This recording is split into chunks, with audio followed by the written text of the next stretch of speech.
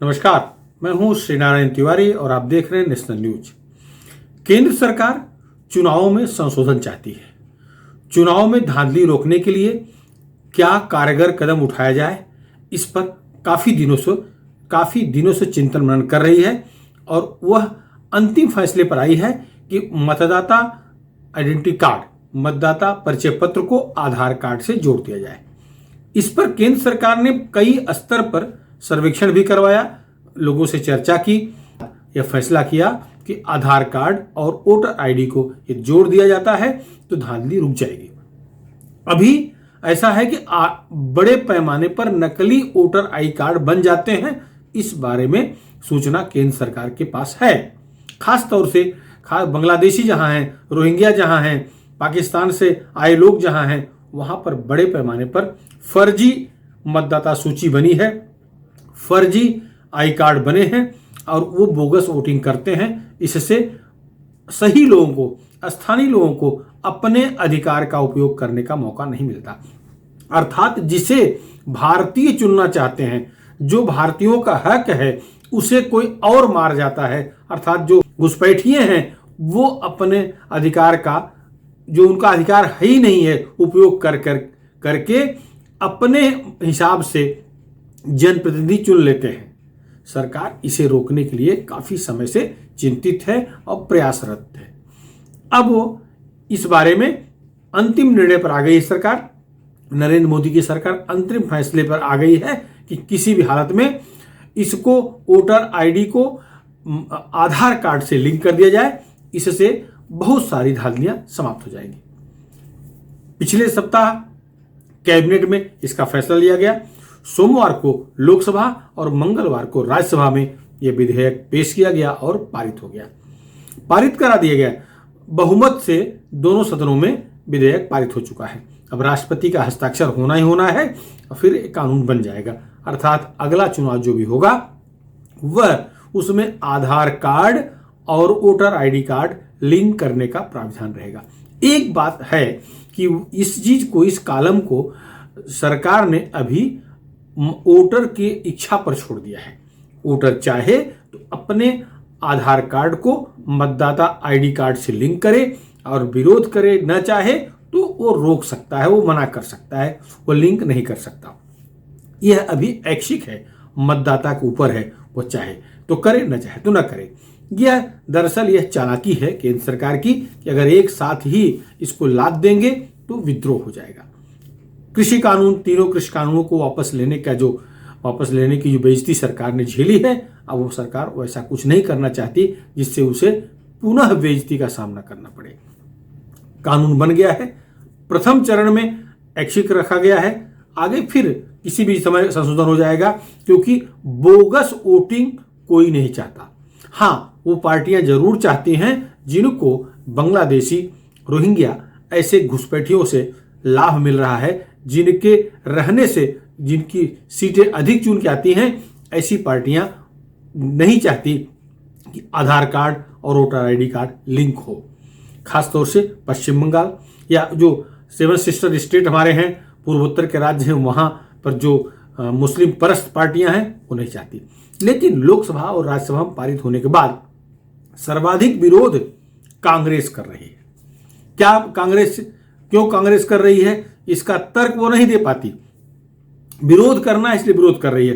क्या कांग्रेस बोगस मतदाता चाहती है? क्या कांग्रेस बोगस वोटर के बल पर चुन के आ रही थी या आने की इच्छा रख रही है? अगर इस तरह के सवाल पूछे जाएं तो कोई भी कांग्रेसी तैयार नहीं होगा। उल्टा कांग्रेस का आरोप रहता है कि बोगस वोटिंग भाजपा कराती है। तो अगर बोगस वोटिंग भाजपा कराती है और वो रोकना चाहती है बोगस वोटिंग, वोटर आईडी और आधार को लिंक कर दिया जाएगा तो बोगस वोटिंग संभव ही नहीं होगा। अगर वो इस समय सुधार चाह रही है तो कांग्रेस समेत सारे विपक्षी दलों को इसमें खुलकर आगे आना चाहिए कि भाई बोगस वोटिंग ना हो। जो भी चुन के आए, जो अपनी योग्यता के हिसाब से जनता इसे चुनकर भेजे, वही निर्वाचित होकर आए, ऐसा आवश्यक है। ये सबके लिए लाभप्रद होगा। लेकिन पता नहीं हमारे राजनेताओं को क्या सनक सवार है, हमारे विपक्षी नेताओं को क्या सनक सवार है, वो सरकार के हर फैसले का बिना दूरगामी परिणाम सोचे समझे विरोध शुरू कर देते हैं। सोमवार को लोकसभा में पारित हो गया, तभी विरोध हुआ, विपक्ष बहिर्गमन करता है। राज्यसभा में पारित हुआ, वहां भी विपक्ष ने विरोध किया, बहिर्गमन किया, हंगामा किया। लेकिन दोनों सदनों में रूलिंग पार्टी को बहुमत, स्पष्ट बहुमत है और वो बिल पास करा सकते हैं, उनकी क्षमता है, बिल पास हो गया। सबसे आश्चर्य हो रहा है, कांग्रेस तो विरोध कर ही रही है, डीएमके भी विरोध कर दी, एनसीपी कर रही है, शरद पवार की पार्टी, तृणमूल कांग्रेस ममता बनर्जी की पार्टी, शिवसेना शरद पवार की हितैषी पार्टी बन गई, कांग्रेस हितैषी पार्टी बन गई है, वो भी विरोध में रही। और बहुजन समाज पार्टी ने लोकसभा और राज्यसभा में अपने स्तर पर विरोध किया। किसी का तर्क अभी देश की जनता की समझ नहीं आ रहा है कि विरोध किस बात कर रहे हैं। ये क्या चाहते हैं कि बोगस वोटिंग हो? क्योंकि सरकार का जो विधेयक है, सरकार जो कानून बना चुकी है, समझिए कानून बन चुका है, राष्ट्रपति का हस्ताक्षर तो फॉर्मेलिटी रह गई है। सरकार ने जो कानून बनाया है उसका एकमात्र उद्देश्य है कि बोगस वोटिंग रोकना। तो क्या जो विरोध कर रहे हैं ये बोगस वोटिंग करवाने के पक्षधर हैं? अगर ये ऐसा कर रहे हैं तो जनता यही अर्थ लगाएगी कि अब तक चुन के आए हैं जो लोग, ये बोगस वोटिंग के बल पे आए हैं। अब वैसे तो आरोप बीजेपी पर लगाते हैं लोग, लेकिन जब बोगस वोटिंग रोकने के लिए कानून बीजेपी ला रही है तो विरोध क्यों कर रहे हैं, यह समझ से परे है। अब देखिए, इसमें योजना जो है वो बड़ी क्लियर है। इनके जो फंडा इनका है वो शुद्ध रूप से आधार कार्ड से लिंक हो जाने के बाद किसी भी तरह से गड़बड़ी नहीं हो सकती, वह क्लियर है। सरकार का उद्देश्य स्पष्ट है। एक तो वोटर लिस्ट में रिपीटेशन नहीं होगा, मतदाता सूची में दोहराव नहीं होगा, फर्जी मतदान कोई नहीं कर पाएगा। अभी क्या हो रहा है, जैसे मान लीजिए जो बड़े शहर हैं, बड़े शहरों में लोग वोटर बन जाते हैं और उनके मूल गांव में, जो शहर से दूर मूल गांव है, वहां भी वोटर रहते हैं। तो वही व्यक्ति मुंबई में वोटर है, वही व्यक्ति पटना में भी वोटर है, वही व्यक्ति मुंबई में वोटर है, वही व्यक्ति लखनऊ में वोटर है।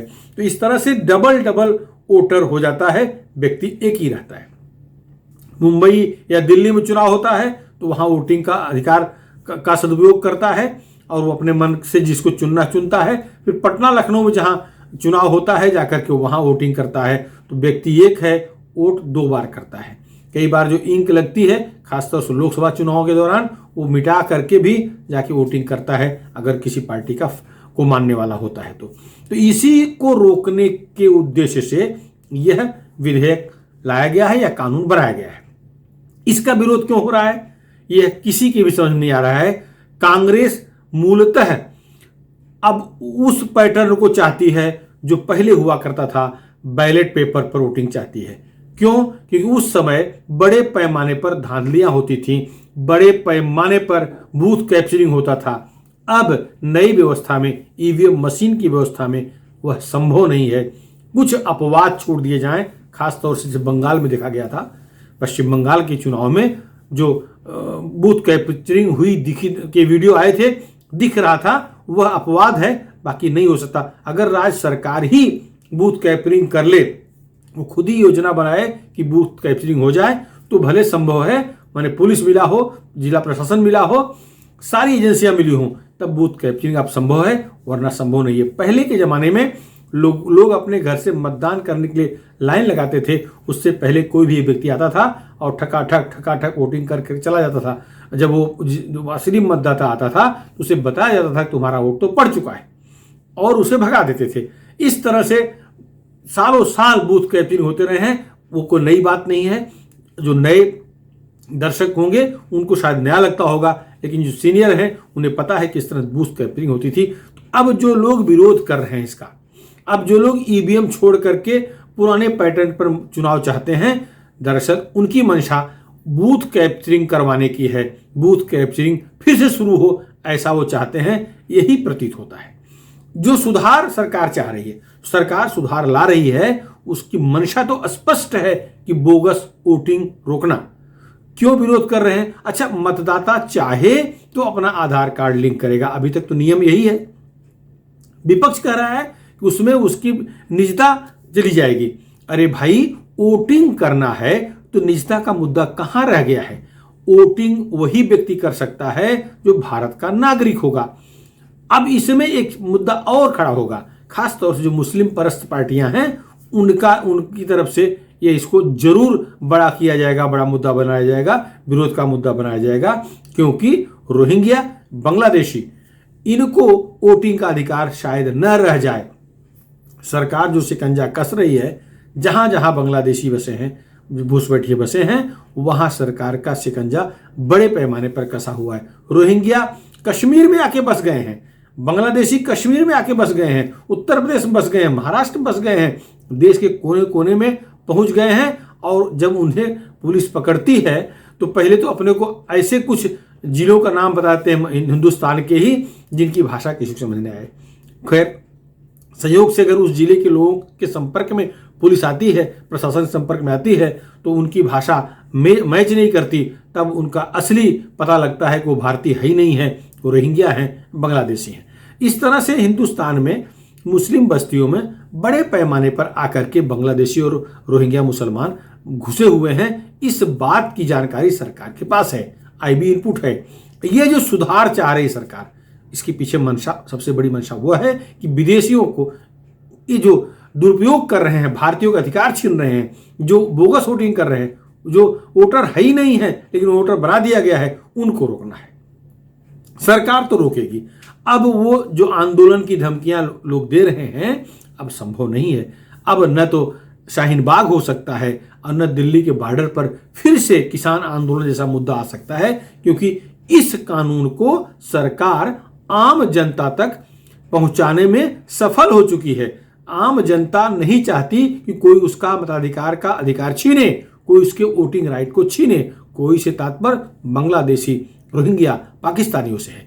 वो आकर के अपना प्रतिनिधि चुन ले, ऐसा भारतीय नागरिक नहीं चाहेगा। भारतीय नागरिक चाहेगा कि मैं मेरा प्रतिनिधि चुनूं, जिसे मैं पसंद करूं, वो हमारा विधायक बने, वो हमारा एमपी बने, वो प्रधानमंत्री बने, वो मंत्री बने। तो ये भारतीयों का अधिकार है, रोहिंग्या बांग्लादेशियों का नहीं। तो ये सरकार जो असली उसका मकसद है वो यही है कि विदेशी जो घुस आए हैं उनको मताधिकार से वंचित किया जाए, रोका जाए। उनसे जिनको लाभ मिल रहा है वो परेशान है। सही है, कांग्रेस परेशान है, तृणमूल कांग्रेस परेशान है, राष्ट्रवादी कांग्रेस पार्टी परेशान है। शिवसेना को परेशान होने की आवश्यकता नहीं थी, लेकिन महाराष्ट्र में सरकार बचाने के चक्कर में वो परेशान अपने को दिखा रही है। सचमुच परेशान नहीं है, क्योंकि बांग्लादेशी, रोहिंग्या, पाकिस्तानी ये शिवसेना को कभी न दिए हैं तो कभी देंगे। शिवसेना के संस्थापक स्वर्गीय आदरणीय बाला साहब ठाकरे इनके बारे में क्या शब्द यूज करते हैं, अगर आपको याद होगा तो आप जरूर सोच रहे होंगे मन में। खुले शब्दों में माइक से कहते थे, इन्हें लांडिया कहते थे। तो ये आप समझ रहे हैं, तो वो इन्हें कभी वोट नहीं देंगे। कितने भी धर्मनिरपेक्ष बन जाए शिवसेना वाले, इन्हें रोहिंग्या, बांग्लादेशी, पाकिस्तानी वोट कभी नहीं देंगे। इवन कट्टरवादी भारतीय मुसलमान भी इनको वोट देगा, ऐसा विश्वास नहीं है।